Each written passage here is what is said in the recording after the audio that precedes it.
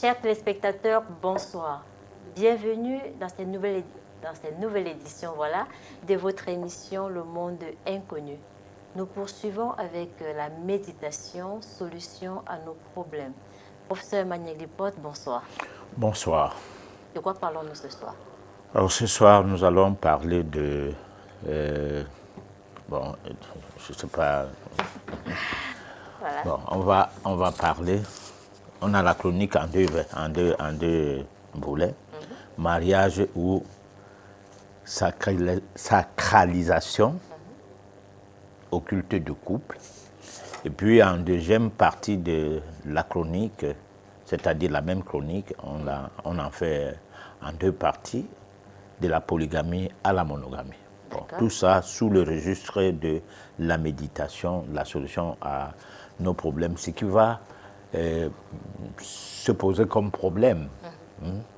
C'est que qu'est-ce que le mariage vient faire dans la méditation? Bon, je crois que c'est l'équivoque à relever et essayer, et c'est là l'important de la communication. C'est ce qui est important dans le cadre de la communication de ce soir, c'est de relever cet équivoque. Voilà. D'accord. Vous aurez votre chronique en deux parties, la réflexion, le SOS téléspectateur. Installez-vous confortablement. Voici la première partie de la chronique. À tout de suite.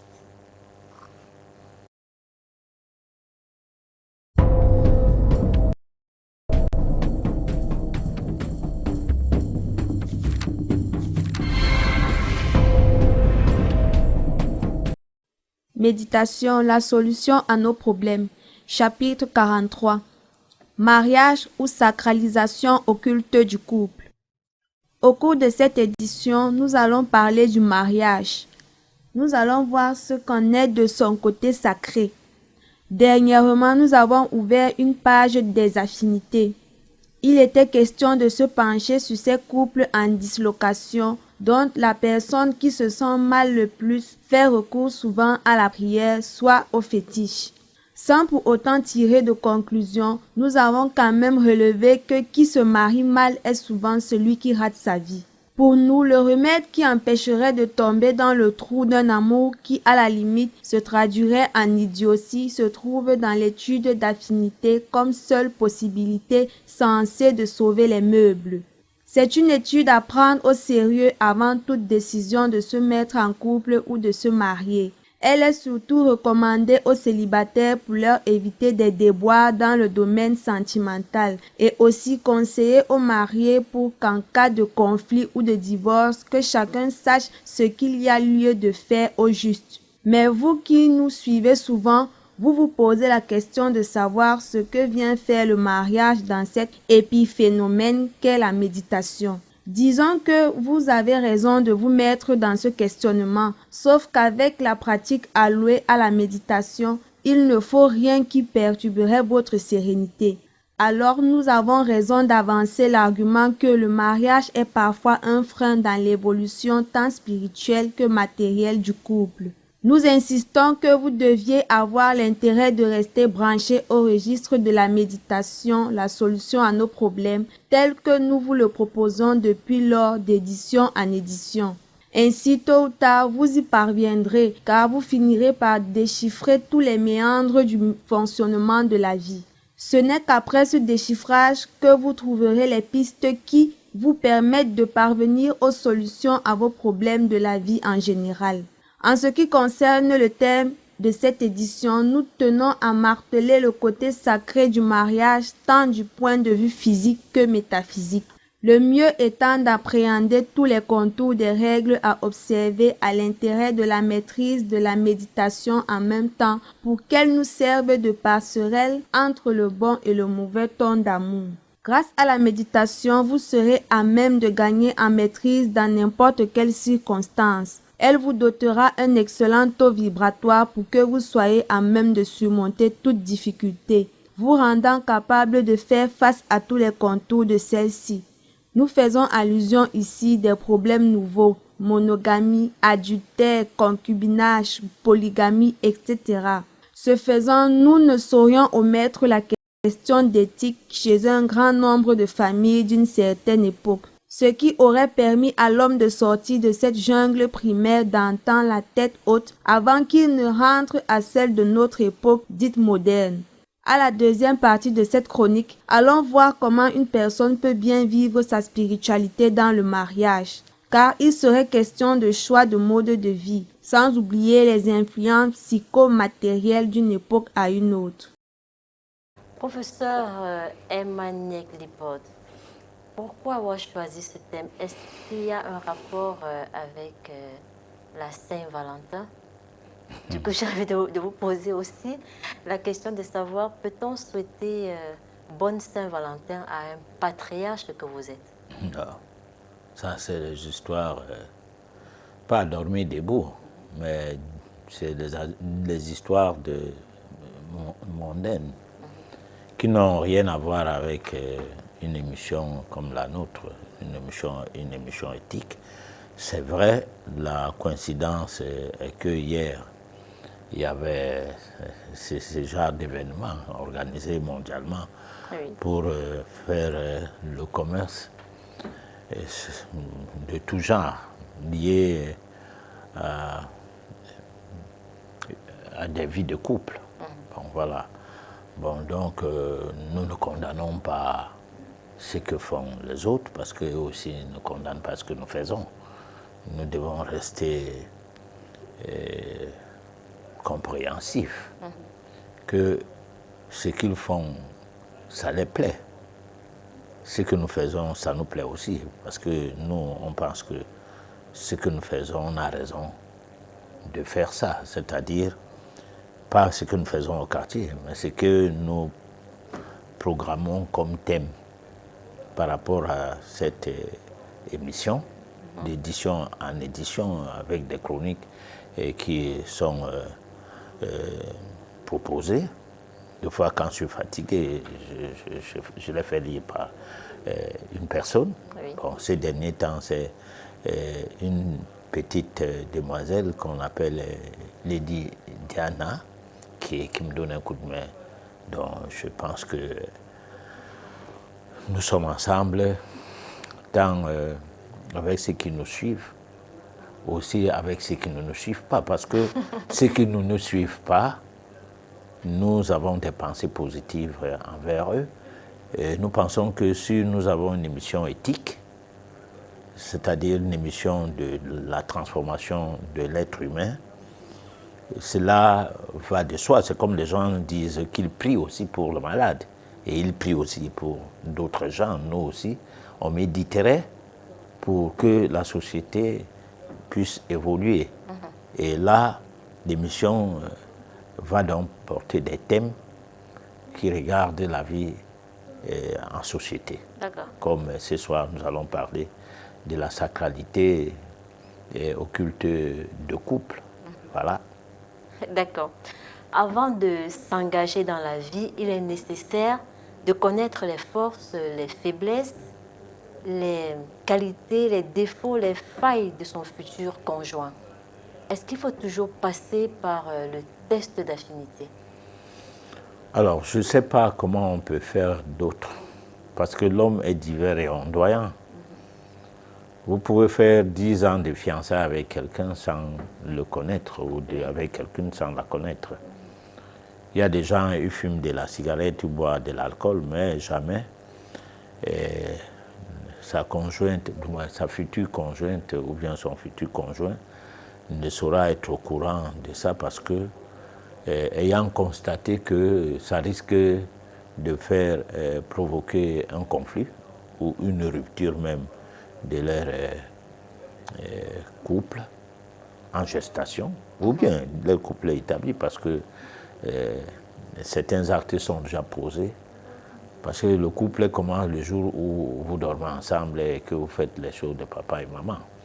C'est le jour-là que vous êtes déjà mariés. Alors, à partir de là, on ne peut que dire qu'il faut absolument confirmer l'acte posé en un acte dont on rend témoin la famille, les amis et bien des gens sous le label du mariage. Bon, en dehors de ça, on est déjà marié. Voilà, parce que le mariage commence par l'union sacrée qui passe par la sexualité. Oui. Voilà. Mais à vous entendre parler, on dirait qu'une femme peut être mariée à 10 ans. Vice-versa. Les hommes, ils sont mariés tout le temps avec des femmes, même quand ils sont déjà avec une épouse en monogamie. Ils sont déjà mariés à d'autres femmes pour le peu que ils sont à gauche, à droite, en dehors de leur épouse. Voilà. Mais comment comprendre ce phénomène, professeur? Dit qu'après les C'est rapports c'est sexuels... ce qu'on essaie d'expliquer, c'est ce que la chronique a essayé d'expliquer. On a essayé de nous mettre dans la logique de comprendre ces phénomènes en ce sens que l'union est sacrée du fait de l'acte sexuel. Mais le mariage est aussi sacré du fait de faire couple avec une personne de bonne affinité. Bon, cependant, il y a des mariages sans étude d'affinité, sans bonne affinité, sans bonne ou mauvaise affinité, il y a des mariages. Parce que le mariage, c'est aussi le fait qu'il y ait des témoins. Les témoins ne sont pas forcément ceux qui viennent à la mairie témoigner, mais les témoins sont ceux qui vous voient ensemble. Ils peuvent témoigner qu'on les voit ensemble depuis tel nombre de temps. Les témoins sont parfois même les personnes qui ne sont pas censées vous connaître, mais qui vous voient aussi, en dehors des témoins de la famille. Parce que j'ai bien voulu dire que les tout premiers témoins, c'est les amis, et les seconds, c'est la famille. Quand on rapproche la famille pour présenter, pour se présenter, hein, pour dire voilà, on veut être ensemble, ou on est ensemble déjà, mais on voudrait que vous preniez acte. Et là, le fait de dire il faut que l'acte soit pris en compte par tout le monde, on suppose qu'on a encore plus à dire que tout le monde est au courant. Il reste maintenant que le maire ou le prêtre ou le pasteur, ça dépend des objectifs du couple, puisse entrer dans le jeu. Mais entre-temps, tout le monde vous sait comme étant un couple, comme étant ensemble. Voilà. D'accord. Comment une personne peut vivre sa spiritualité dans le mariage? Je prends le cas, par exemple, d'un mystique, d'un patriarche, d'un bombok, d'un notable professeur qui épouse une fille de la ville et qui, des fois, voilà, a son sanctuaire et voilà, cette dernière n'accepte pas cela chez elle. Comment il peut faire pour imposer ça sur lui? De toute façon, longtemps dans la société, que ce soit africaine, que ce soit ailleurs, parce que souvent on a l'impression que les Africains sont à part, les Européens sont à part, mais l'être humain est le même. Longtemps avant que l'humanité soit exposée à la dictate des imposteurs qui ont créé une nouvelle société, mais la société a été toujours traditionnelle. Et dans la société traditionnelle depuis lors, ou depuis toujours, alors la femme ne dormait pas avec un homme toute la nuit. La femme avait sa chambre et l'homme avait sa chambre. Bon, qu'est-ce qu'on entend avoir sa chambre? Peut-être qu'on peut confondre ça avec des maisons modernes, mais même dans les maisons d'avant, l'homme avait le chez lui, ayant une pièce pour les étrangers, une pièce pour son sanctuaire et une pièce pour lui-même. Alors, il pouvait aussi avoir une pièce pour magasin. C'est-à-dire, c'est là qu'il gardait ces petits trucs qu'il ne veut pas que ça s'abîme, et même peut-être des provisions qui lui sont personnelles, parce que la femme avait sa cuisine qui était en même temps de chez elle. Et quand, à cette époque, il y avait de la polygamie comme mariage indiqué pour des personnes d'un certain âge, surtout des patriarches. Un patriarche n'avait pas le droit de manger seul. On suppose qu'il avait des atouts pour nourrir plusieurs personnes, dont il fallait qu'il soit entouré de gens. Et parmi ces gens, d'abord les femmes, avec les femmes, après les femmes, les enfants. Et les enfants, les petits-enfants, qui venaient de partout, parce que ces enfants allaient en mariage. Et ces petits-enfants-là venaient, des fois l'embêtaient un peu, ils se sentaient à l'aise avec. Et là maintenant, lorsque il fallait être avec sa femme, c'est lui qui partait vers la femme. Sa femme, chaque femme étant chez elle. Ce n'était pas le mot un lit, deux places. Non, c'était un lit, en fait une place, on peut le dire. Parce que même quand il se retrouvait qu'il aille vers une de ses femmes, oui, ce n'était pas forcément pour y dormir. Il pouvait y dormir lorsqu'il ressentait qu'il y a un homme qui est entré là. C'est-à-dire qu'il mettait sa maison, du moins le chez lui était, c'est-à-dire là où lui il vivait, comme étant la principale case, c'était placé géographiquement. Ça lui permet de voir des deux côtés, lorsqu'il avait assez de femmes, de deux côtés de sa maison, tout ce qui bouge, quelle que soit l'heure de la nuit. Bon, et là, il pouvait donc décider que je dors à tel endroit aujourd'hui, essentiellement quand il sait qu'un homme est entré là-bas, et puis la personne restait sous le lit jusqu'au matin. Elle ne pouvait pas sortir. Et lui, il ne faisait pas de bruit. Bon, s'il mangeait même, parce que des fois, il refusait que certaines fois on apporte le repas, disons, au niveau de sa case, là où il était supposé rester pour manger. Alors, s'il mangeait, il poussait les assiettes non vides, mais avec un peu de nourriture sous le lit. Et ceci se passait régulièrement lorsqu'on a repéré que telle femme a un amant. Et là, l'amant était devenu en quelque sorte quelqu'un qui va travailler pour le compte de la femme là. Le mari ne défriche plus le champ, ne fait plus rien pour elle.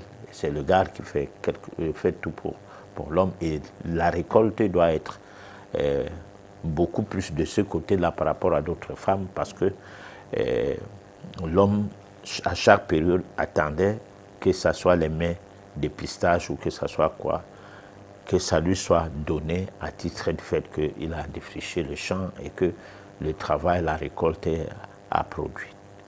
Donc, autant de choses qu'il y avait à l'époque. Non, ce n'était pas comme à notre époque où les femmes se bataillent, chacun veut une place, oui, et à elles-mêmes, au prix de pousser les hommes dehors, aller se chercher. Et peut-être même revenir à la maison avec les maladies. Voilà. Oui, mais ça c'était avant, professeur. Mais aujourd'hui, on a affaire à un couple. L'un est mystique, l'autre pas. Est-ce que leur mariage est pourtant voué à l'échec? Oui. Parce qu'avant, pourquoi l'homme partait vers la femme? C'est lorsqu'il n'a pas de méditation, de cérémonie dans son sanctuaire à faire pendant une période que, bon, ou à défaut, il finit avec sa femme, ce qu'il a à faire, il vient, il fait ses ablations, et puis il fait son travail dans son sanctuaire, le genre du travail qui était nécessaire. Peut-être ce n'était pas question de se laver d'abord et puis faire ceci, faire cela. Non, ils savaient comment se purifier. Ils avaient des méthodes traditionnelles de purification et qui ne sont plus connues aujourd'hui par un grand nombre de gens. Et là, il s'endormait et il n'était jamais surpris par des événements occultes du genre des pratiques de magie noire qui lui tuent les enfants ou qui tuent ses petits-fils et tout. Non. Parce que la procréation n'était pas entre la protection de la progéniture, je veux dire, n'était pas forcément la chose qui concernait la femme. Ça concernait l'homme. Donc il doit miner le chez lui. Alors si quelqu'un entre avec des mauvaises intentions, il en sort avec une frappe qui va faire en sorte qu'il peut même y laisser sa vie. Voilà. Ce n'était pas une société laissée pour compte se retrouvant obligé d'aller prier Jésus ou Allah. Voilà. Mais professeur, est-ce que ces astuces ou alors peut-être ces potions existent de nos jours? Parce qu'on a constaté qu'il y a beaucoup de mauvaises choses qui se passent. Nous ne sommes pas aimés de tout le monde. Est-ce qu'aujourd'hui encore, il existe ces pratiques? Disons, ces pratiques existent toujours. Parce que dire que ces pratiques n'existent plus, c'est comme on dirait qu'il n'y a plus de soleil, il n'y a plus de pluie, il n'y a plus la lune, il n'y a plus. Non. Ces pratiques existent toujours, sauf que les gens ne vont pas vers ces pratiques. Ils ne sont pas intéressés. Bon, si même on veut enseigner ça aux gens, ils vont te dire que ils vont dire ça ne m'intéresse pas. Alors c'est la sorcellerie. Ouais, ils vont. Parce que tout ce que, pour le petit noir que nous sommes, nous agenouillons souvent pour dire à nos enfants, allez à l'école, sinon vous ne serez rien. Alors, l'enfant, à l'école, on ne l'enseigne rien. On l'enseigne que les choses qui doivent le distraire toute sa vie. On l'enseigne pas les choses qui lui permettent d'avoir une emprise sur son âme, sur sa personne, de pouvoir, d'abord, on ne sait pas comment respirer.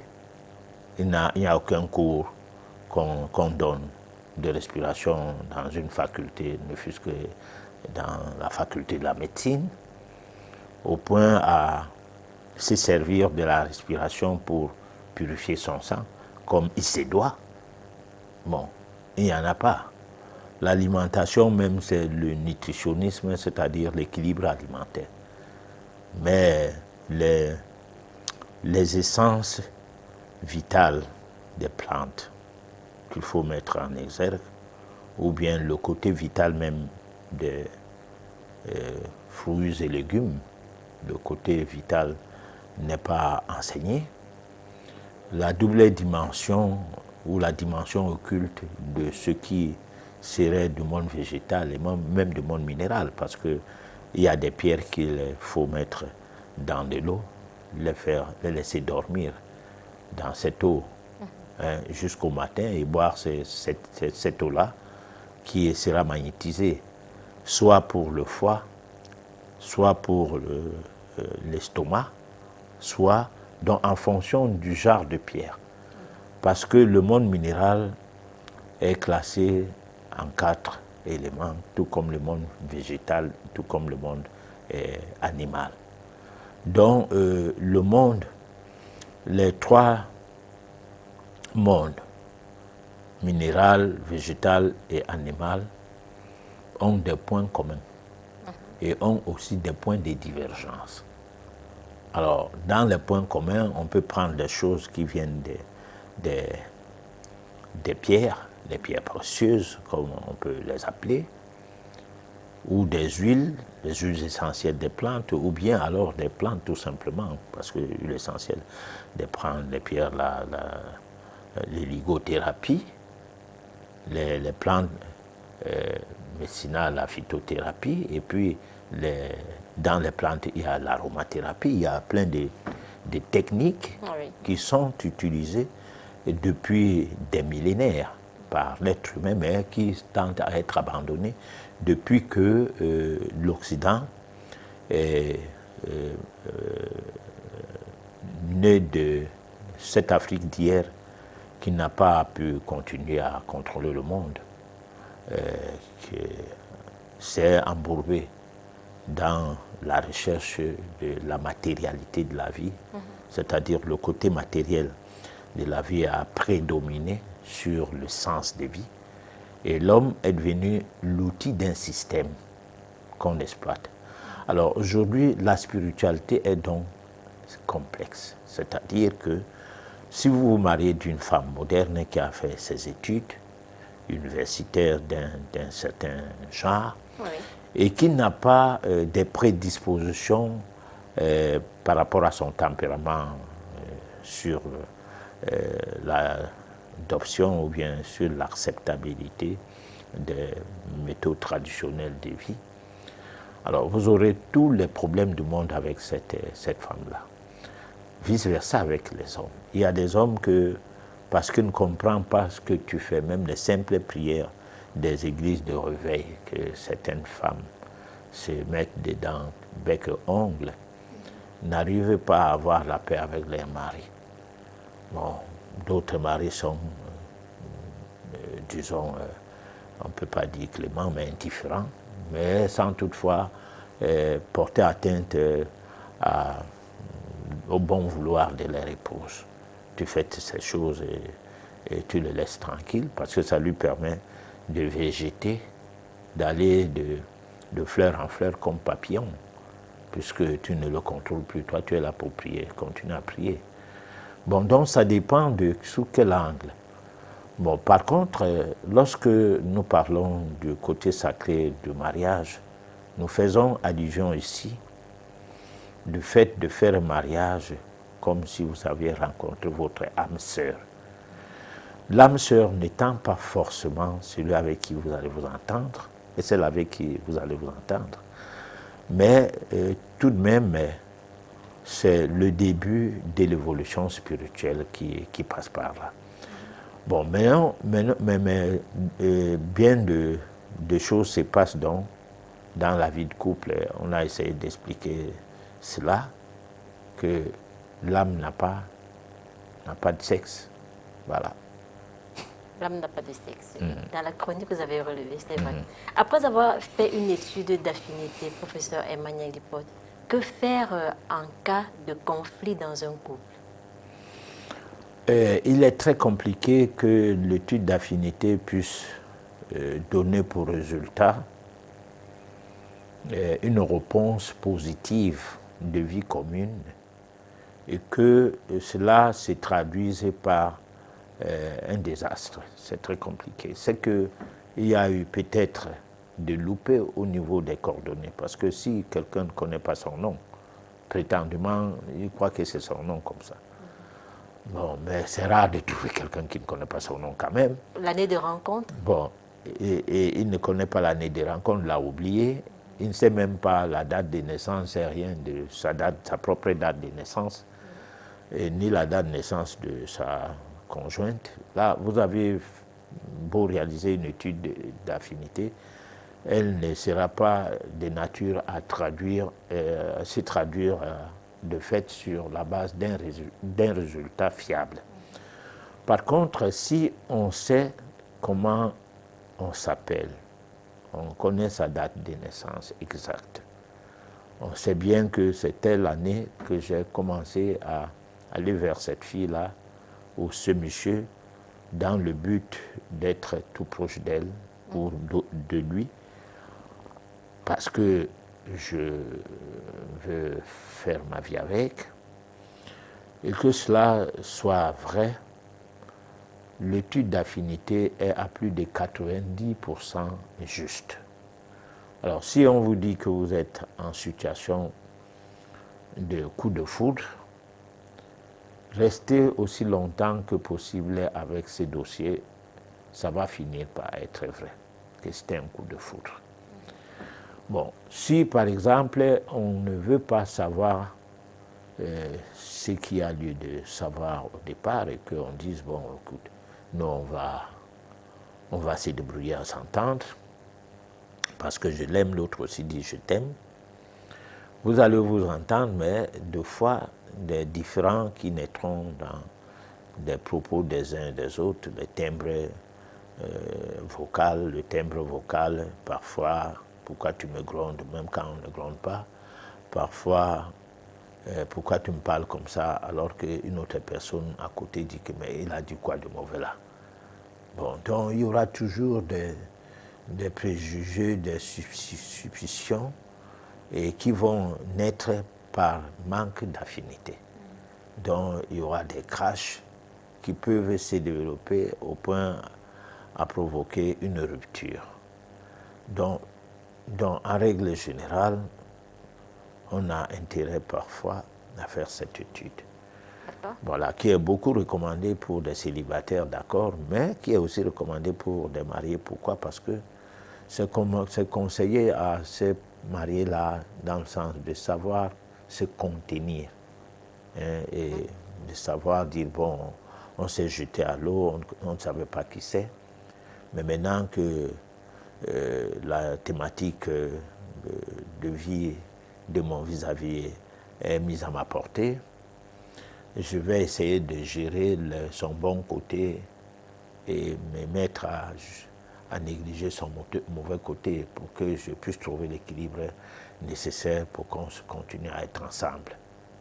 Voilà à quoi sert vraiment l'affinité pour couple. Et puis l'affinité, il faut le dire, nous parlons de couple depuis un bon bout du temps, mais l'affinité sert aussi aux employeurs. Si tu crées une entreprise, par exemple,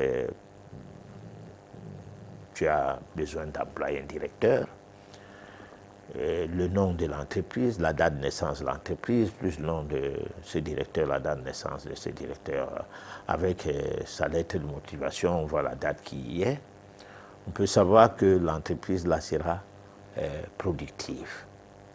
Et là, il faut trouver des cadres plus proches à ces directeurs qui sont aussi soumis sur cette étude, parce que seul ne pourra pas s'en sortir.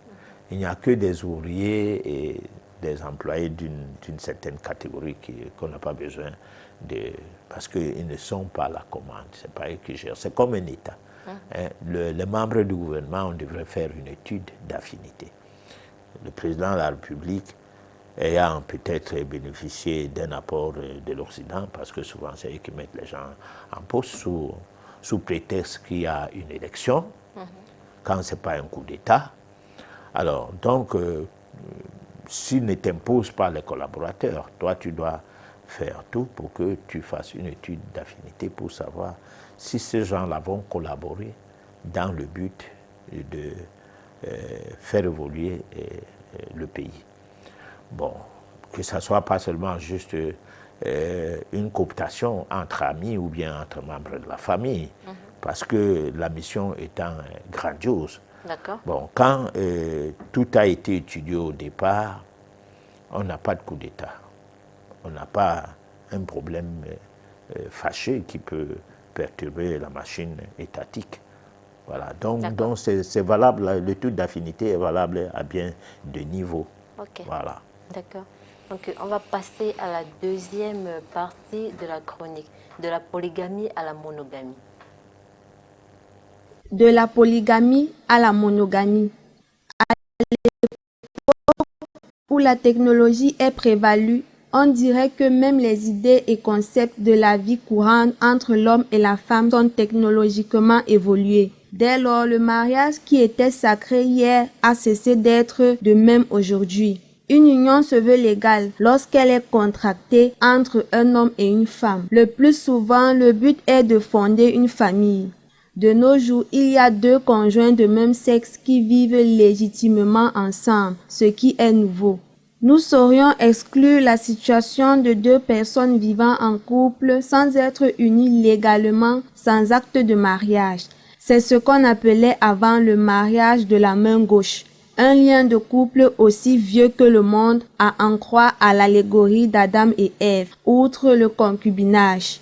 D'aucuns pensent que c'était l'époque où la femme faisait la fortune au foyer et l'homme le paravent de protection de celui-ci. Le côté sacré du mariage était avant tout le fait de fonder une famille, avoir des enfants. Ce côté sacré fait de l'homme cet animal qui protège sa progéniture. On voit ceci en aviculture, tous les jours lorsque les rapaces survolent la basse-cour pour prendre pour proie de poussins, la manière dont les poules et coqs se comportent en dit long. Dans ce milieu, le tissu familial est respectueux, sans aucune hypocrisie et en toute responsabilité. Juste question de faire nombre, étant donné que depuis l'Antiquité, le principe qui a toujours prédominé les esprits est que l'union fait la force. Dans le monde animal quasiment, la majorité des mâles a toujours eu droit à plus d'une femelle, et jamais celles-ci, parce que dotées d'un sens maternel, ne se font de rivalité en dehors de simples palabres qui peut surgir de temps en temps. La fidélité de l'homme a toujours tourné vers le sens d'un comportement d'égarement que la Bible chrétienne décrit comme étant une impudique à toute nourriture douce, laquelle ne devant se calmer qu'à sa mort, et que son infidélité à sa propre couche qui dit en son cœur « Qui me voit ?» sans oublier la portée de multitudes épouses et concubines de David ou de Salomon révélées dans ce livre et que ces deux personnes étaient des amis personnels de ce Dieu. Bien entendu qu'à cette époque, on ne diabolisait pas ce qu'a finalement été appelé polygamie d'une part et adultère d'autre part. D'ailleurs, les enfants nés d'adultère étant même plus aimés de ce Dieu, le cas de Salomon. Cependant, l'infidélité est une sorte d'opprobre qu'on a toujours jeté à la femme, ainsi condamnée par tout le monde et même par les femmes elles-mêmes, malgré que les choses aient évolué. D'ailleurs, la Bible chrétienne en a réservé des versets y référents. Sans risque de se tromper, la monogamie n'a jamais existé. Seule la polygamie fait foi depuis toujours. Métaphysiquement, l'homme infidèle va connaître une évolution difficile vis-à-vis de son être intérieur. Cependant, son infidélité est à la recherche de son double si tout se passe sous le prisme d'un amour vrai, son âme sœur, loin d'être ce que le commun des mortels croit savoir. Toujours est dit que cette attitude tardera l'évolution de son moi intérieur, car le fait de passer le temps de s'occuper de sa libido, on finit de ne point avoir le temps de se concentrer sur l'essentiel de sa vie. Résultat, la monogamie ou la polygamie, ce n'est que de pôles relationnels entre des personnes qui se désirent, pas plus. Toute relation tient d'une réponse karmique. Le fait que l'âme n'a pas de sexe et qu'elle s'arbore juste la robe, corps physique qui correspond à sa mission amène à réfléchir. C'est un fait qui fonctionne comme tel pour donner réponse à son résultat, les faits du dit karma. Du coup, la sexualité en désordre est une grosse embûche pour l'évolution spirituelle de tout un chacun. Il en est de même pour tout mariage d'adultère. Professeur Emmanuel Lipote, du coup, la sexualité en désordre est une grosse embûche pour l'évolution spirituelle de tout un chacun, sauf qu'il en est de même pour tout mariage d'adultère. Comment comprendre cette phrase? C'est qu'il faut d'abord qu'il y ait mariage pour qu'il n'y ait pas d'adultère. Ce n'est pas le fait de porter la bague ou de signer un acte légal selon le pays, selon la société dans laquelle on évolue, qu'il y a mariage. Ou de partager la cola aussi?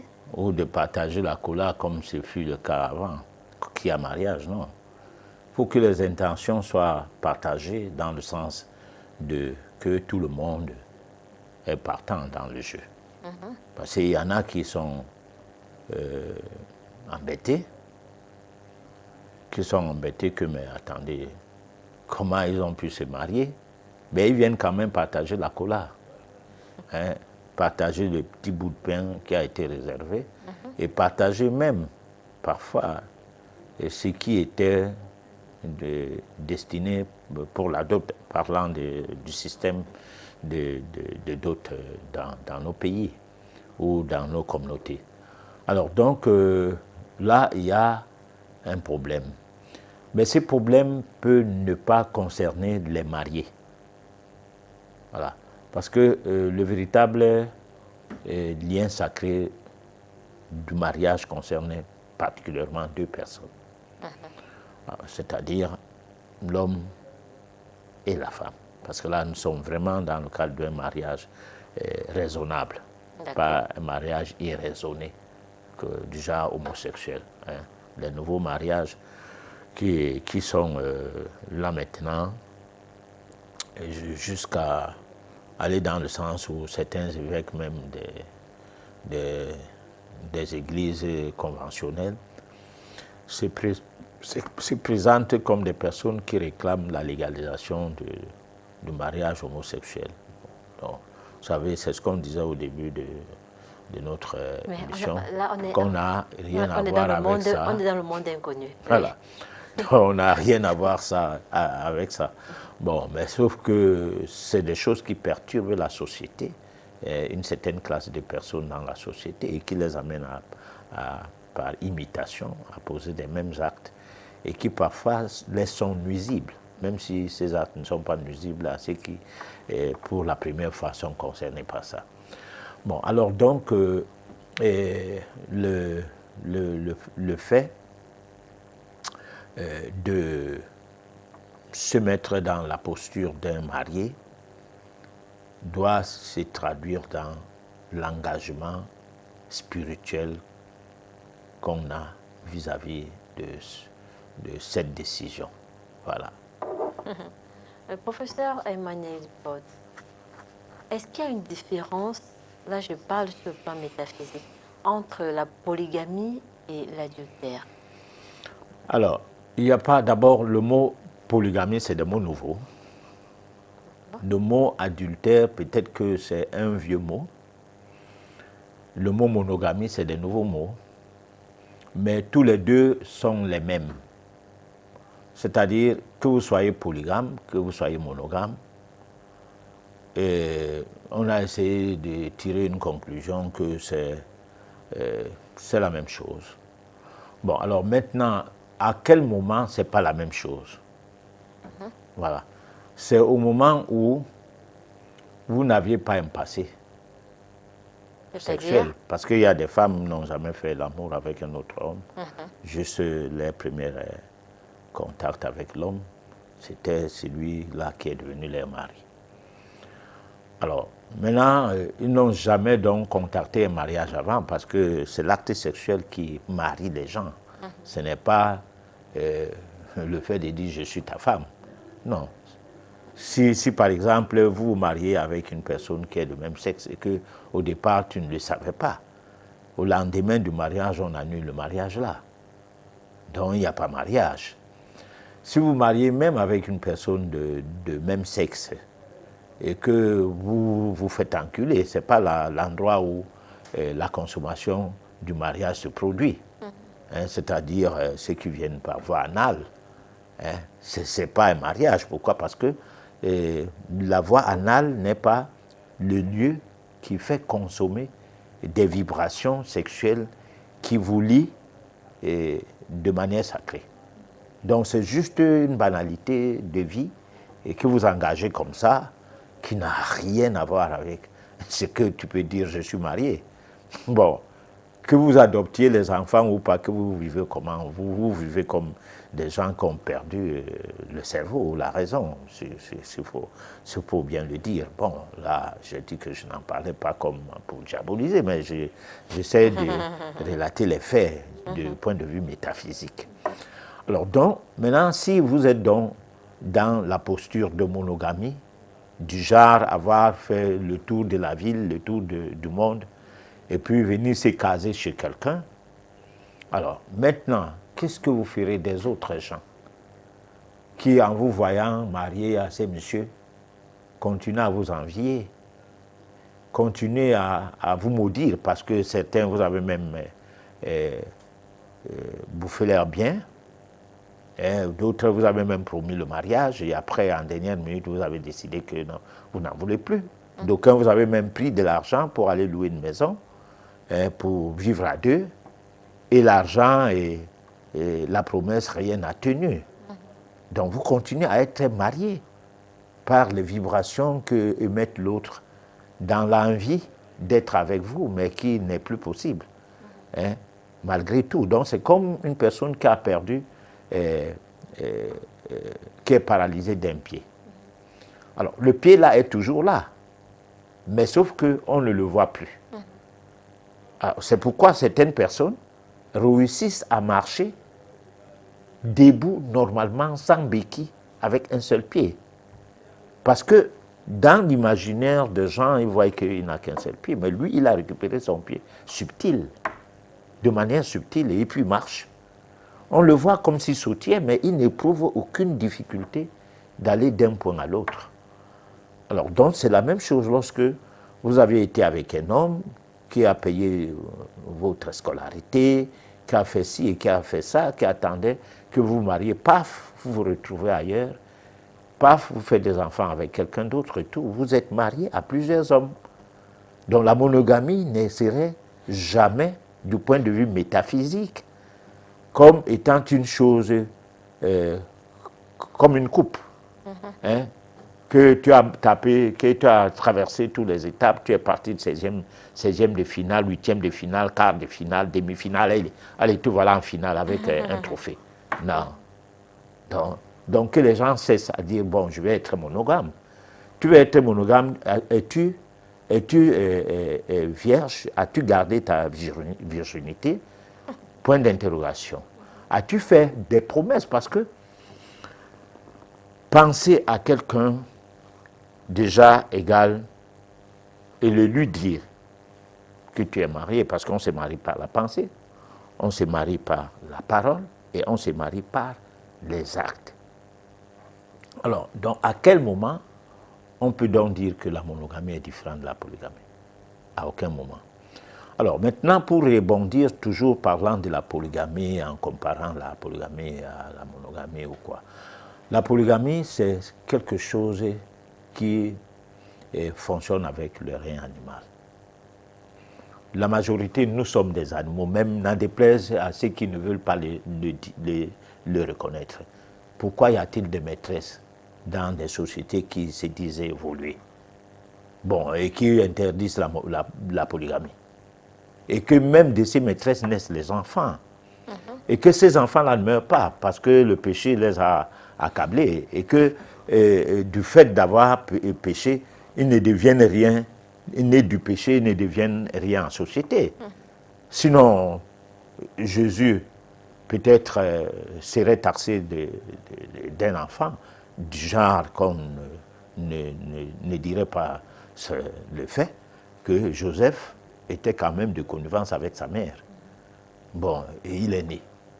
Alors ça veut dire donc que parfois les enfants nés de ce qu'on peut appeler adultère sont même mieux placés que les enfants, c'est-à-dire dans la société, sont mieux que les enfants nés du père et du mère. Oui. À ce que je sache, je ne sais pas. Donc, je fais un constat. Simplement parce que non seulement Jésus en est un, mais Salomon en était un autre. Là, nous sommes dans la Bible, mais aussi dans notre société, dans notre environnement, on a vu des enfants qui nés de second lit, mais non mariés, qui ont eu la part belle dans l'échiquier mondial des registres des grandes têtes universitaires et tout. Alors, donc, je ne sais pas. D'accord. Nous vous proposons la réflexion et on vous revient juste après pour la suite de l'émission.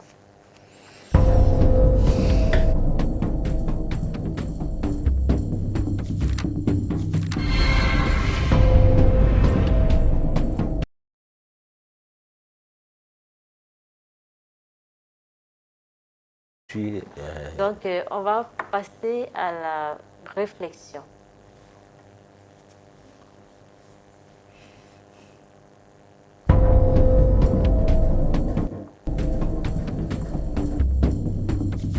L'école aujourd'hui, de ce qu'on a appris, c'est le seul moyen, la seule voie pour devenir quelqu'un dans la vie. Comment quelqu'un qui ne va pas à l'école peut réussir? Donc si vous dites ça, c'est imposer une volonté. C'est pas la seule voie. Et d'ailleurs, même c'est la voie la plus risquée. Mais pourtant, vous êtes allé loin à l'école, au fait. Oui, mais moi, quand le médecin prend 7 ans pour devenir docteur, c'est pas en 7 ans qu'il soigne le malade. Sinon, il va le tuer. C'est en 2 minutes, 3 minutes. Donc, nous sommes allés à l'école pour sauver nos petits frères, pour sauver des générations. Nous, on part à l'école pour sauver des générations. Oui, quand dans une famille, il y a un gars qui a master, tout le monde n'a même plus obligé d'avoir BBC. Mais si le gars avec son master, il n'a pas eu de boulot. C'est que c'est un faux master. Est-ce que vous voyez? Donc c'est pourquoi, quand j'ai découvert que le plus grand voleur de tous les temps, c'est celui qui vole ton temps. The greatest thief of all the time is the one who steals your time. Et ce voleur en Afrique s'appelle école. L'école, c'est le plus grand voleur des jeunes Africains qui peut te conserver pendant 25 ans, tout en sachant qu'il n'a rien pour toi à la fin, mais il te conserve quand même. C'est pourquoi j'ai dit à la jeunesse africaine que nous ne sommes pas des Chinois. Les Français, les Américains, les Indiens, ils vont à l'école pour préserver des acquis.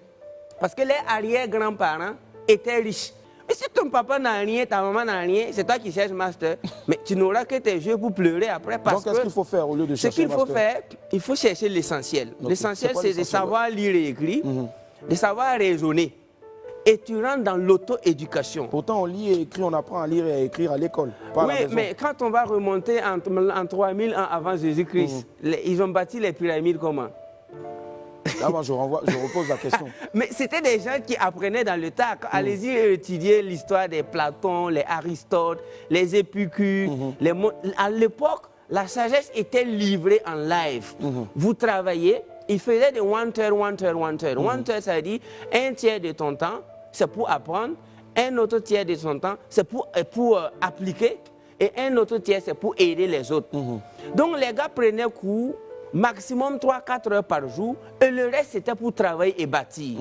Mais aujourd'hui, nous avons une jeunesse capable de prendre cours de 8 heures à 18 heures, comme si c'était pour fabriquer des avions. Et alors qu'après, c'est juste pour devenir chômeur. Donc, on ne peut pas risquer toute une vie et une jeunesse à la recherche d'un papier sur lequel on écrit nom, prénom, diplôme et puis cachet. Je trouve que c'est risqué, ça c'est ce que je trouve. Donc pour moi, nous sommes tous appelés à aller à la quête de la connaissance. Parce que Jesus Christ said, My people is dying lack of knowledge. Mon peuple meurt par manque de connaissance. Mais il n'a pas dit manque de diplôme. Il a dit manque de connaissance. La connaissance, c'est tout ce qu'il nous faut et tu dois payer le prix même qu'il faut pour connaître. D'accord. Mais est-ce que nous connaissons? Professeur Emmanuel Lipot, quel est votre commentaire par rapport à la réflexion? C'est ce qu'on dit tout le temps. Hein? L'Afrique est le seul continent où les gens vont à l'école pour devenir les gens. Et quand ils ont donc les diplômes, les papiers, ils ne deviennent rien, ils deviennent des agresseurs. Ils commencent à agresser les gens au quartier et tout. Et puis ils maudissent tout le monde. Et ils deviennent jaloux, ils deviennent tout, sauf vraiment des gens sérieux. Alors que quand en Asie, quelqu'un part en Europe, d'abord, on l'envoie dans les pays régulièrement qui apprennent des choses précises. Par exemple, en Angleterre, tu n'as pas beaucoup de cours comme en France. Bon, tu as des cours précis si tu veux faire l'informatique, tu as des cours précis qui sont plus alloués pour l'informatique, beaucoup plus que apprendre la géographie, du gène, je ne sais pas moi quoi, l'histoire de ce pays-là et tout, des choses qui ne te servent à rien. Bon, alors maintenant, on te dit, va là-bas, vois ce qu'ils font. Tu viens avec ça ici. Et deux fois, ta thèse ou ton mémoire est fait en langue. Par exemple, tu es chinois, c'est fait en chinois. Et tu es japonais, c'est fait en japonais. Bon. Mais chez nous, on n'a même pas le droit de faire des langues. Hein, parce qu'on n'adviendra que pour là, on dit toujours les pays sont indépendants depuis 60 ans et tout, et n'arrivent pas à démarrer. Mais non, vous n'avez pas de monnaie, vous allez démarrer comment? Vous ne pouvez pas vous développer quand vous payez la pâte dentifrice, vous partez ailleurs. D'abord, vous avez la pâte dentifrice venant d'ailleurs. Vous n'avez pas le droit de faire des pâtes dentifrice, vous n'avez pas le droit de faire certaines choses. Mais le commun des mortels qui fonctionne dans votre environnement, c'est pas que ces choses-là ne sont pas autorisées. Vous n'avez pas le droit de sous-sol vous appartenant. Les lois mises en place, le sol et le sous-sol appartiennent à l'État et l'État appartient à celui qui a organisé l'État. Donc, pour finir, vous n'avez rien. Alors, donc, vous allez à l'école au profit, pour faire profiter celui qui a organisé l'école. Parce que les livrets scolaires, même déjà, ça coûte des milliards pour un pays donné. Et des milliards pour un programme scolaire qui va gérer les intelligences des gens de ces pays-là. Et non qui va les permettre d'avoir une occlusion intellectuelle nécessaire. Donc, c'est pourquoi tous les débats qui tournaient dans les télés, les radios en Afrique, on ne met que le diplôme devant. difficilement, vous voyez, les diplômés sont les journalistes, leurs interlocuteurs sont aussi diplômés, des mêmes universités brouillonnent par moments. Ils ne partaient jamais interroger les gens dans l'arrière-pays pour qu'ils parlaient en langue et on traduit. Par contre, quand un Américain vient ici et qu'il roule l'américain que les Camerounais qui ont appris le petit anglais là ne comprennent pas, on cherchait un traducteur. Bon, parce que lui, il vient avec de l'argent, hein, il vient avec quelque chose. Mais pourtant, il ne vient pas avec les connaissances. Il vient avec quelque chose pour exploiter et non pour permettre à ce qu'on puisse évoluer. Par contre, le gars qui est dans l'arrière-pays, le peu qu'on peut lui faire confiance, il peut faire déceler certaines choses qui sont de nature à faire évoluer notre société, mais ça ne se fait pas. D'accord. Voilà. Chers téléspectateurs, c'est votre moment, c'est le SOS téléspectateur.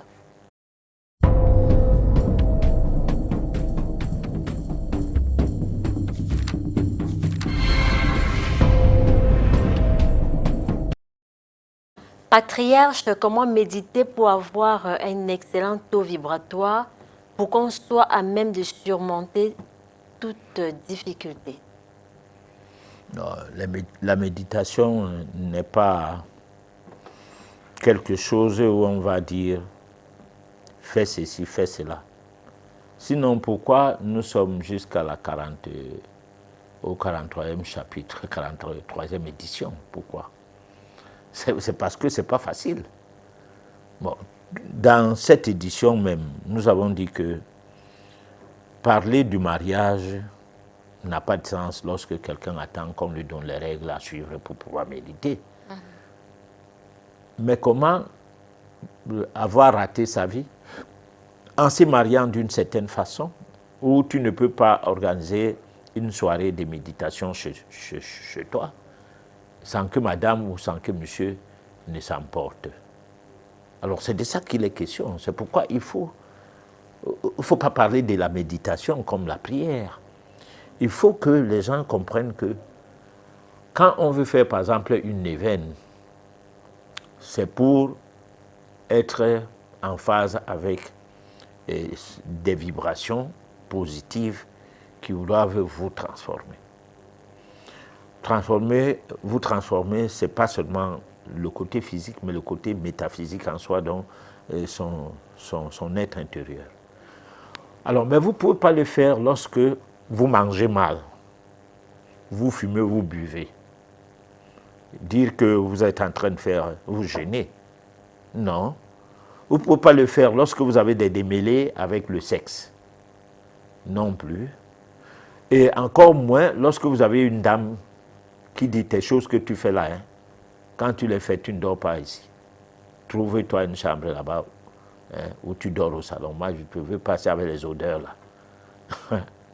Alors, tu vois, déjà tu es déconcentré pour la suite de ton jeûne. Alors, c'est pourquoi il faut parler du mariage. Hein? Alors, maintenant, quelqu'un va dire, non, comment va-t-on encore reprocher que, parlant de la méditation, pourquoi on parlait du mariage?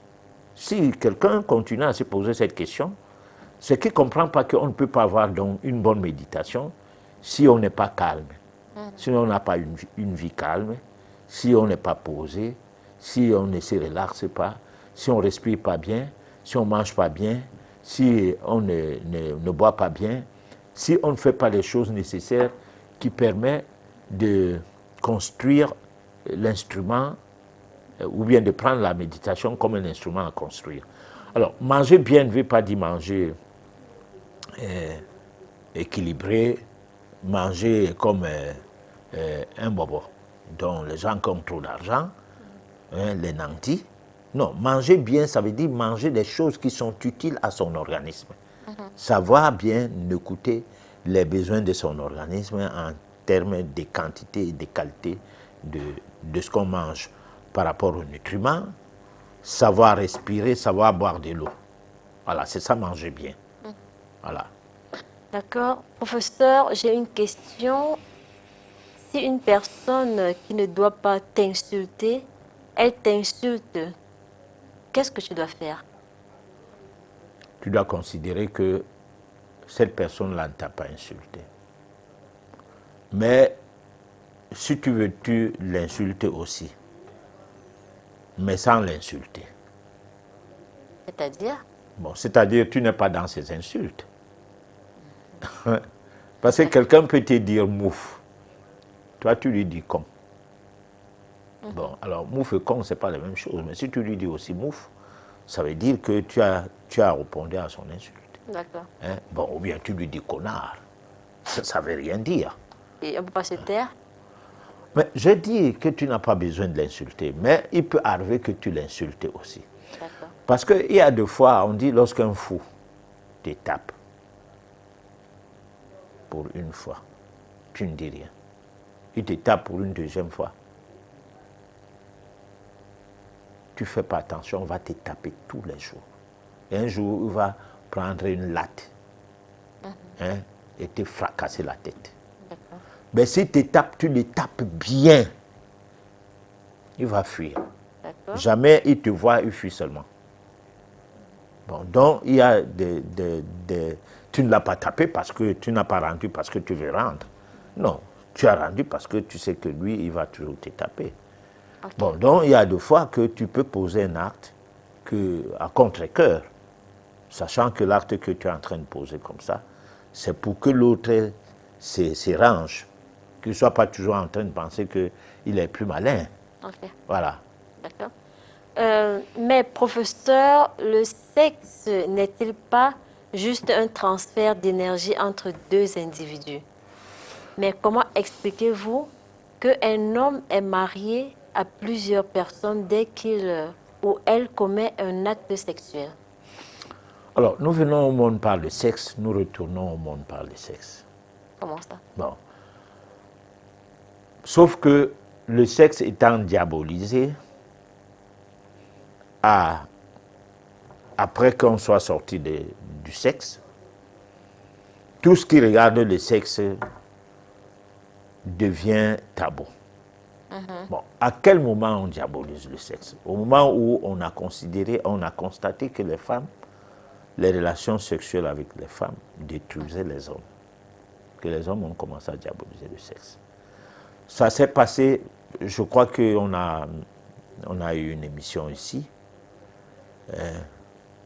où on avait essayé d'expliquer pourquoi dans certaines religions, les femmes ne font pas la même salle. Pourquoi dans certaines religions, les périodes de menstrues font en sorte que les femmes qui en sont concernées n'ont pas le droit d'entrer dans les temples. Alors, donc, la femme a des choses, il se passe des choses sur la femme où la femme est mise de côté par rapport à l'homme. Bon, maintenant, par rapport à la question que je vais répondre, parce que la personne peut croire que je fais à la question, on ne partage pas le sexe avec des gens qui ne veulent pas qu'on fasse l'amour avec. Alors, il y a des dettes karmiques. Tu peux suivre une fille pendant 10 ans, tu ne lui feras jamais l'amour, elle finit ton argent, elle te rend pauvre, pendant qu'une autre t'attrape pour faire l'amour avec elle. Parce que souvent, c'est les femmes qui disent que telle personne va me faire l'amour. Ce n'est pas l'homme. Et cette posture fait en sorte que l'homme est à la merci est la proie de ces femmes-là. Et ils finissent par être à la merci de ces femmes-là. Bon, tu ne peux jamais faire l'amour avec une femme qui ne veut pas faire l'amour avec toi. Mais tu peux faire l'amour avec un homme qui ne veut pas faire l'amour avec toi. C'est ça l'inverse. Donc ce n'est pas l'homme qui promène son sexe par-ci, par-là. C'est les circonstances qui font effet sur le plan karmique à ce que les choses se passent de cette manière-là. D'accord. Voilà. Je suis d'accord avec le professeur Lippert. Il est tout à fait possible de vivre sa spiritualité dans son mariage, couple, à condition que cela ne pose aucun problème sur le plan conjugal. Tout à fait. Bonsoir, professeur. Ma petite fille de 15 ans a tout le temps le palu. S'il vous plaît, une astuce. Non, la personne va appeler hors antenne. Comme ça, on va ensemble étudier le problème parce que ça peut être juste un petit problème de rien du tout. D'accord. Mais peut-être que je vais compliquer maintenant en lui donnant l'astuce. Ou bien ça peut être un problème assez complexe que je vais banaliser en lui donnant l'astuce. Parce que moi, je ne suis pas un faiseur de miracles ou bien un sensationnaliste. Je suis conséquent dans ce que je pose comme acte. Parce que il faut que, après moi, mon nom ne se gâte pas. Même si je ne peux pas toujours être correct envers tout le monde. Parce que personne ne fait d'unanimité. Il y en a qui m'en veulent, parfois à raison, et d'autres à tort, mais c'est normal. Voilà. D'accord. Comment faire la rencontre de son âme sœur et connaître que c'est elle? Santibanès Debana. Voilà, là c'est une très bonne question. Alors, l'âme sœur arrive dans la vie de quelqu'un lorsqu'il a atteint le degré d'évolution qui permet à ce qu'il s'unisse à son double pour s'élever. Et là, s'élever veut dire entrer dans le corps de la gloire. Donc là, il y a des risques qu'on n'incarne plus. L'âme sœur peut aussi arriver dans la vie pour vivre une expérience du fait d'avoir retrouvé son double. Bon, mais l'âme sœur n'est pas forcément parce que vous avez rencontré quelqu'un de sexe contraire, vous vous dites c'est mon âme sœur, même si vous avez l'entente. Comment? C'est pas forcément ça. Parce que l'âme sœur n'est pas toujours celle ou celui avec qui vous allez vous entendre. Vous pouvez rencontrer votre âme sœur, elle vous tue. Hein? Et puis, vous rencontrez encore à une autre vie. Parce que dans la chronique, nous avons dit qu'il n'y a pas de sexe en matière d'âme. C'est la mission à accomplir qui nous amène à porter une robe de femme, hein, ou un habit d'homme ou un habit de femme. C'est-à-dire le corps physique, ça se matérialise en femme ou en homme, parce que ma mission doit se placer sur le registre masculin. Voilà. D'accord. Patriarche, j'ai un problème dans ma vie. J'ai 36 ans. Je tombe sur des hommes qui, lorsqu'ils veulent m'épouser, commencent à traverser des difficultés financières. Je suis issue d'une famille où depuis pratiquement 3 générations, il n'y a pas de mariage. Que puis-je faire pour rompre avec ces liens de célibat? Il faut faire la voyance. Peut-être ça va vous orienter sur le fait que la famille est frappée par l'anathème, c'est-à-dire une sorte de malédiction, qu'on trouve même dans la Bible, qui dit que le mal que vous faites vous sera retourné jusqu'à la 4e génération. Bon, donc peut-être qu'au cours de vie antérieure d'un individu, il peut avoir posé des actes qui font en sorte qu'il naisse dans une famille relativement du genre à ne pas faire prospérer, vous faire prospérer, quoi. Voilà. D'accord. Professeur, je suis un chemin de méditation depuis quelques années. Comment faire comprendre à des prétendants que le rapport sexuel ne peut survenir qu'après le mariage légal? J'ai 47 ans, merci.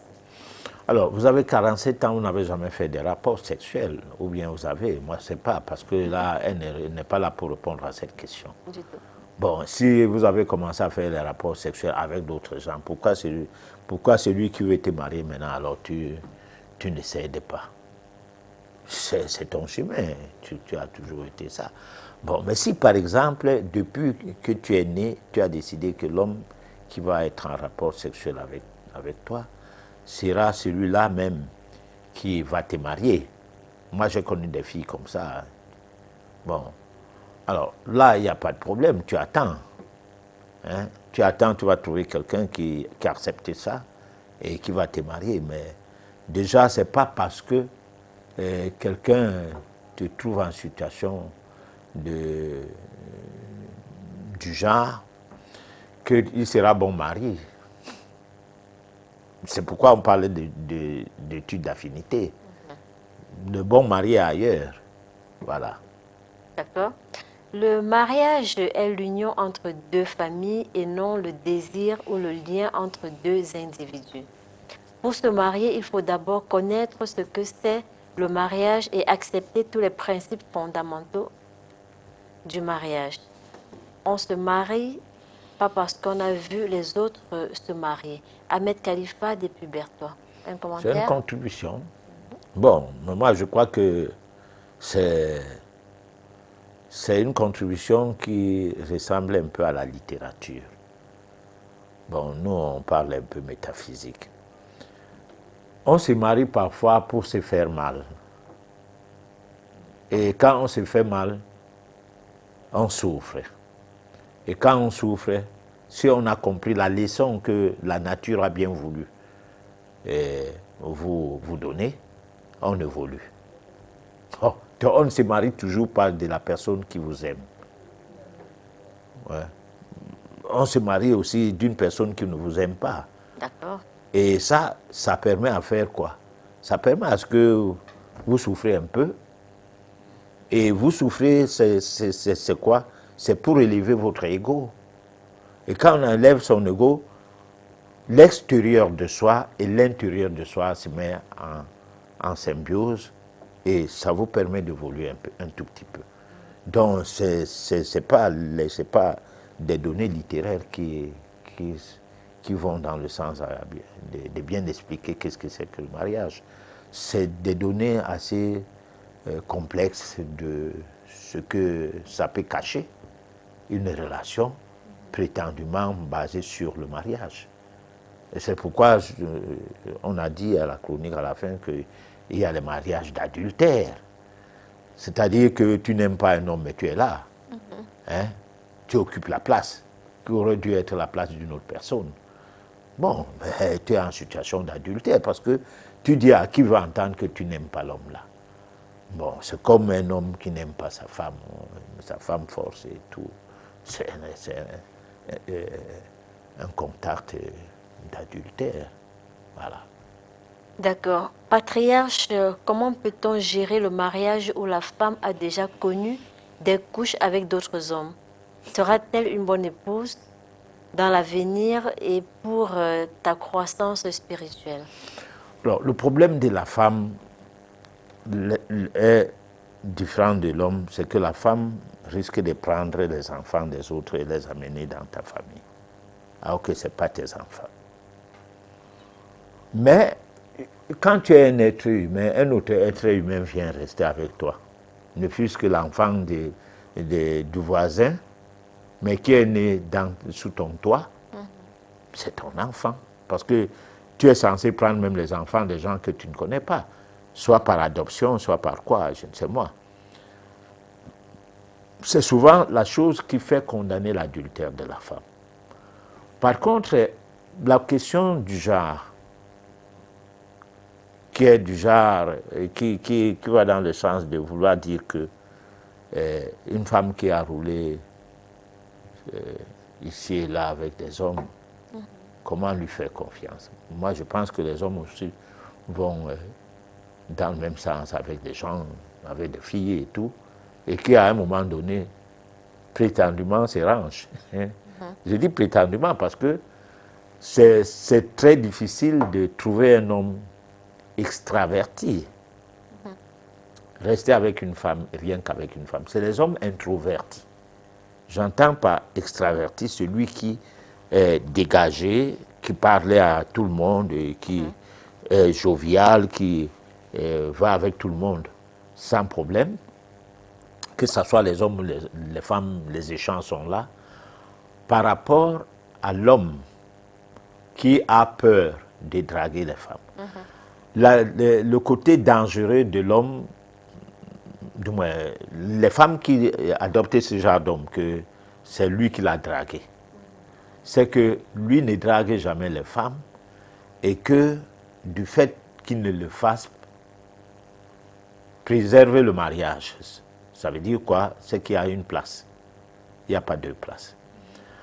Du genre que si je ne l'avais pas attiré dans mes bras, je n'aurais pas pu être là. Et je connais mon mari, lui, il ne fait pas des choses du genre ci ou ça. Mais sauf que des genres de personnes, c'est ces genres d'hommes-là, qui quittent carrément le mariage pour se retrouver dans un lit d'adultère, entre guillemets, ou bien dans un autre lit, en volant leurs choses petit à petit à la maison et en allant lire domicile dans cette nouvelle, dans ce nouveau endroit. Alors, ces personnes-là sont du genre que on l'a dragué de nouveau avec une personne qu'elle aimait alors. Et que toi, tu l'avais draguée, elle ne t'aimait pas. Mais elle n'avait pas de choix. Donc, il n'avait pas de choix, cet homme. Il t'aimait pourtant pas, mais il n'avait pas de choix. Mais maintenant, c'est tombé que voilà, une personne que lui aussi aime et qui est venue vers lui. Alors, tu vas perdre ton mari. Mais les extravertis, on ne les perd jamais. Ils sont les joueurs, ils jouent sur tous les stades. Voilà. D'accord.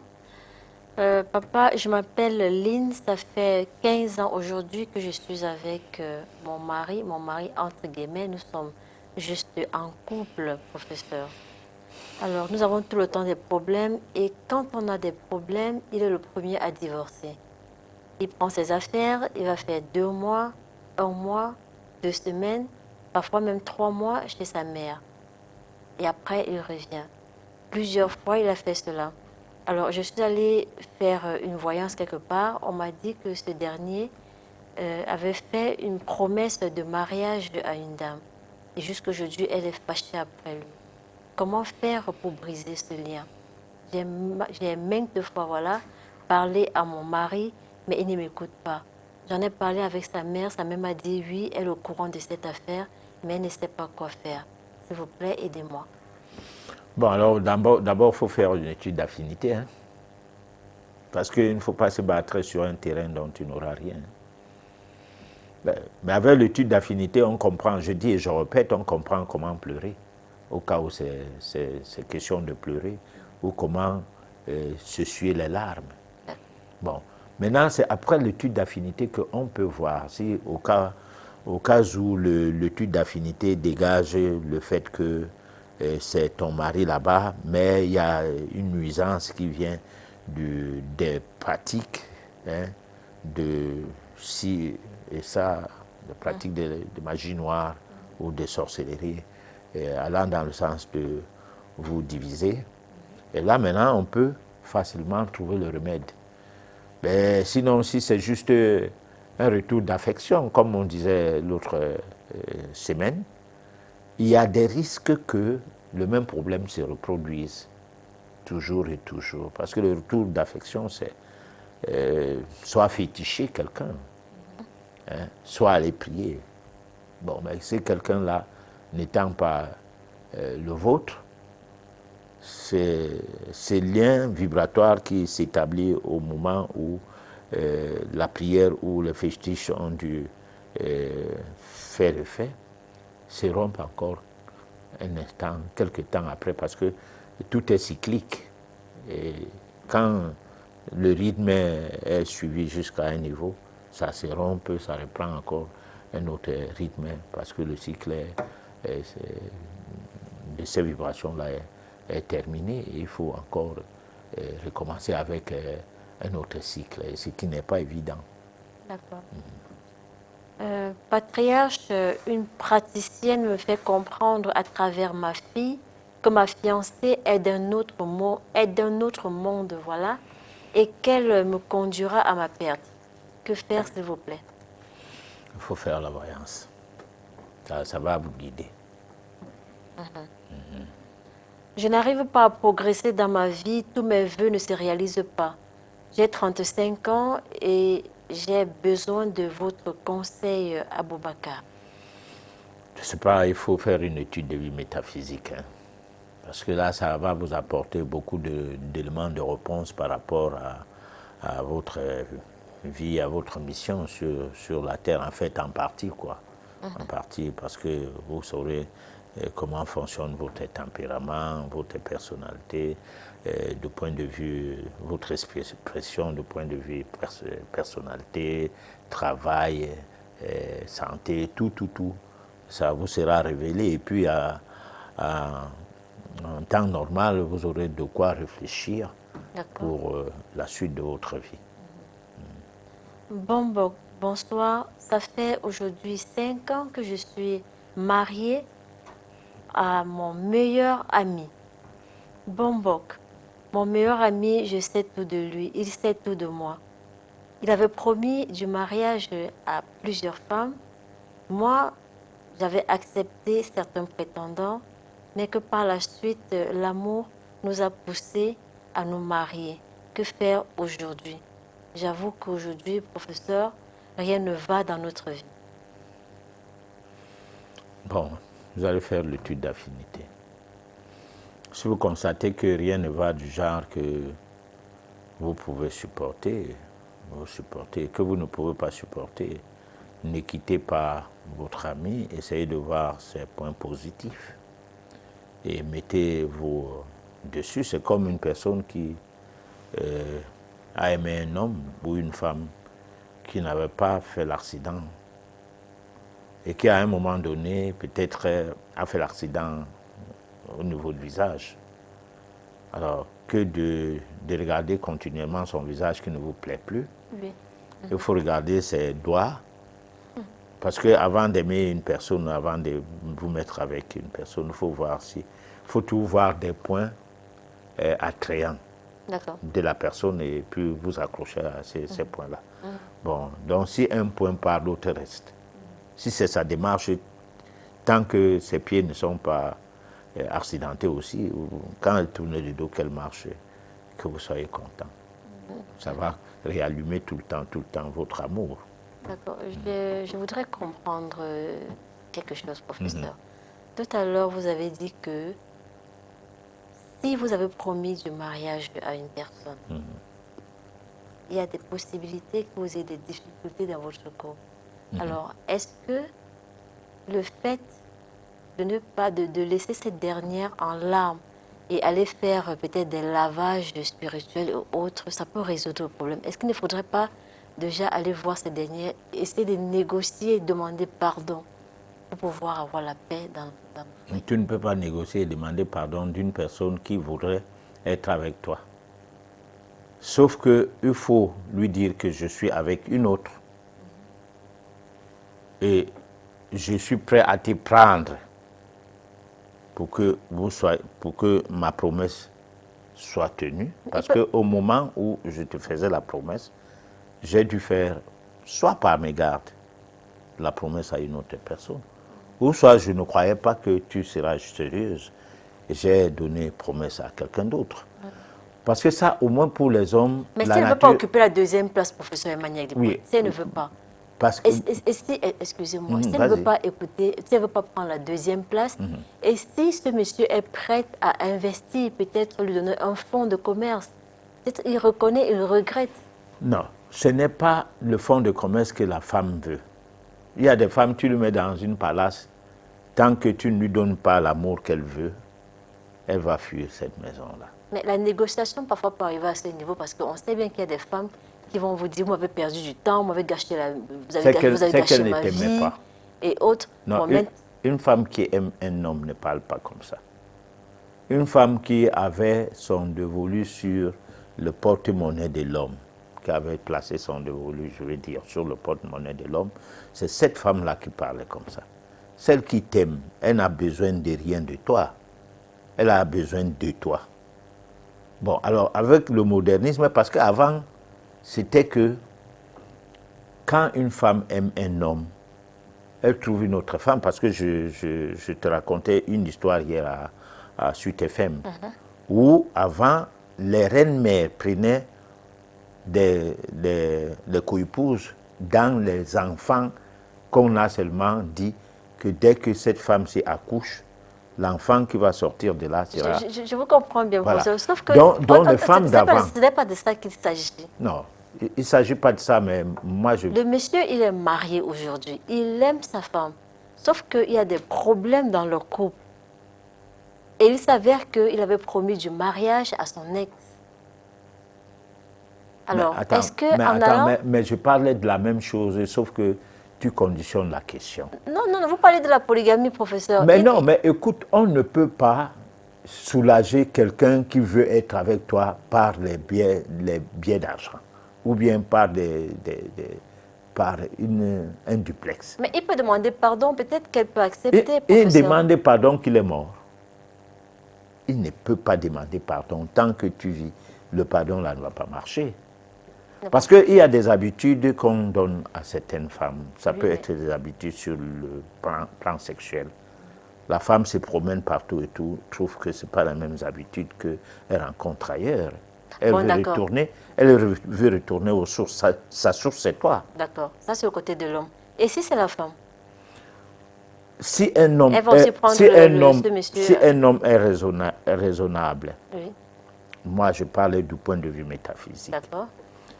Si un homme est raisonnable, il ne doit pas regarder si sa femme couche avec les hommes. Parce que si tu regardes ça, ça veut dire que tu vas entraîner une rupture. Est-ce que vous encouragez cette... Je n'encourage pas, je parle métaphysique, je n'ai pas besoin des histoires du mondanisme où les gens encouragent les choses ou n'encouragent pas. Je ne parle pas peut-être des choses qui sont logiques parce qu'en fait, les logiques métaphysiques sont scientifiques. Et ce qui est scientifique est d'ordre observé, expérimenté et obtenu un résultat qui ne dérange personne. Bon, les femmes, leur infidélité n'arrive que lorsque l'homme le prouve. Si les gens te voient avec ton mari, et en même temps on te voit avec un autre homme, et que ton mari ne dit rien, les gens sachant que ton mari sait, où est le problème? Ils vont dire que peut-être que vous êtes de la même famille. Le problème naît à partir du moment où le mari commence à faire des problèmes. C'est là où le problème naît. Alors, toi, tu sais que tu as arraché la femme de quelqu'un. Parce que le problème qui se pose, c'est que cette femme qui a promis le mariage à quelqu'un et qui s'est retrouvée chez toi, ne t'a pas dit qu'elle a promis le mariage à quelqu'un. Moi, je connais des cas où... Elle veut bien réparer les dégâts, professeur. Bon, moi, je connais des cas où tu es avec un homme, je ne veux pas parler de moi. Tu es avec un homme, avec une femme, tu fais l'enfant. Après, elle retourne chez l'ex. Elle commence à trouver des alibis sur toi. Tu n'es pas de même religion qu'elle, tu n'es pas grand détail comme elle, tu n'es pas ci, tu n'es pas ça. Tu ne gères pas. L'enfant qu'elle te laisse, c'est ça que tu gères. Et puis cette femme, vous êtes en amitié. Elle est retournée là-bas. Et parfois, tu te retrouves, elle se retrouve dans une situation où, même avec cet homme, elle n'est plus. Parce qu'elle s'est embrouillée dans sa vie. Et ça ne pose aucun problème parce que en réalité, c'est des problèmes karmiques. Non.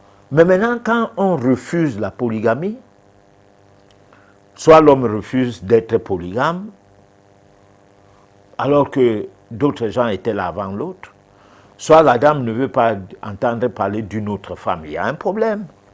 Il y a un problème de fond. Ce problème de fond est spirituel. Il n'est pas un problème mécanique, matériel et tout. Il est un problème spirituel, un problème de fond.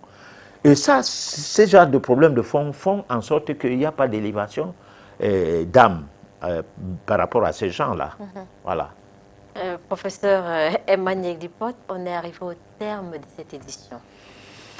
Alors, donc, disons, les gens ont trop sollicité qu'on leur parlait d'affinité, même la vie de couple. Nous avons fait ce qu'on a pu. Bon, qui nous excuse si on n'a pas été à la hauteur, parce que ce n'est pas des sujets faciles. Nous pensons que s'il y a des réactions, nous y reviendrons, mais s'il n'y a pas de réactions, on va continuer dans notre quête de comment construire l'instrument qui nous permet, l'instrument qu'on appelle la méditation, de continuer à construire ça, parce qu'on est en train de construire ça, afin que le chemin de la spiritualité nous soit facile, pour qu'un jour à l'autre, la divinisation de notre être se rende possible. Voilà. Professeur, on va peut-être se quitter sur ce message. Bomborg, est-ce que vous encouragez l'infidélité de la femme? Je n'encourage rien. Moi, je ne suis pas là pour dire des choses qui me plaisent à moi ou bien que je suis contre. Je ne sais pas si je vois ma femme en train de sortir avec un homme sérieux content. Je ne sais pas. Mais je dois dire que c'est quelque chose de quelque peu normal. Parce que ça dépend dans quel contexte tu l'as trouvé. Tu ne l'as pas trouvé vierge. Tu ne sais pas quelle était sa vie. D'accord. Alors, c'est ça. D'accord. Merci. Merci beaucoup, Patriarche. Ouais. Alors, nous sommes arrivés au terme de cette édition. Donnons-nous rendez-vous mardi prochain à partir de 23h. D'ici là, portez-vous bien.